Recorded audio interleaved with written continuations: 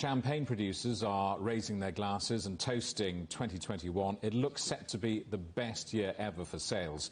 Projections show the industry is recovering after revenue plummeted last year because of the pandemic. Richard Bampfield is a Master of Wine, a qualification issued by the Institute of Masters of Wine in the United Kingdom. He says it's an encouraging bounce back for champagne producers. Well, it is significant, particularly after 2020, which was an extremely difficult year for champagne.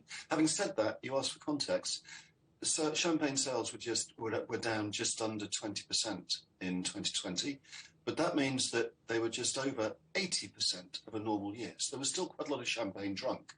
But certainly 2021, the rebound has been spectacular, and it does seem that it's caught producers and importers by surprise, the strength of the rebound. And I can only assume that there's a lot of people out there who were fed up of being miserable and wanted to start celebrating properly again. I think in 2020, people possibly had been still drinking champagne and celebrating, but maybe privately.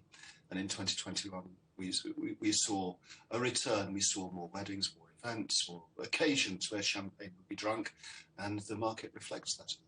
Because lockdown saw parties being cancelled, weddings being cancelled, a total nightmare for the hospitality industry, which we've reported on many times in this programme. But you forget it's things like champagne that get cancelled in industrial quantities. Well, it does certainly that would have been the case on the corporate side specifically, I think, and certainly they lost out a lot through hospitality. Yeah, as I say, it was still 80% of sales of a normal year in 2020. So I think this shows the resilience of champagne. And the interesting aspect of the last 12 months as well is it's not just that sales of champagne have been buoyant, it's that people have been drinking good champagne. There seems to be a trend. It was already, I think, before COVID, but that seems to have continued towards the more prestige cuvées, the Blanc de Blancs, the luxury champagnes. All of those seem to be making good progress as well. And at the same time, champagne seems to have become a bit more collectible. The fine wine market has seen a lot more activity on the champagne front. And Richard, do we know if this is just the story of champagne, or were there similarly good sales for things like English wine, which is up and coming in Europe, and other sparkling wines that can't be called champagne? I think sparkling wine generally has done pretty well. English sparkling wines have continued the growth of recent years, and it's still very encouraging seeing the growth.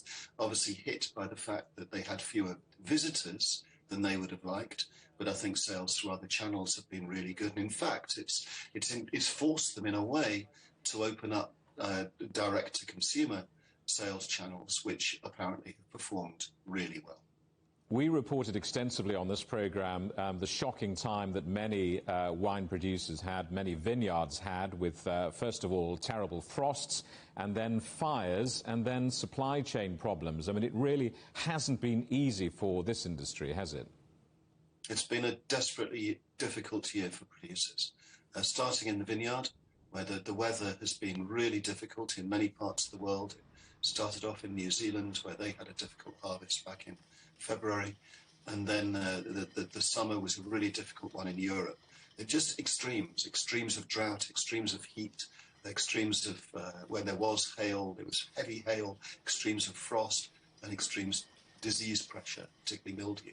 So it's difficult for producers from a weather point of view, and then when they were trying to produce wines, they found it difficult to find workers, difficult to find people, difficult to find glass, difficult to find cartons, corks, capsules.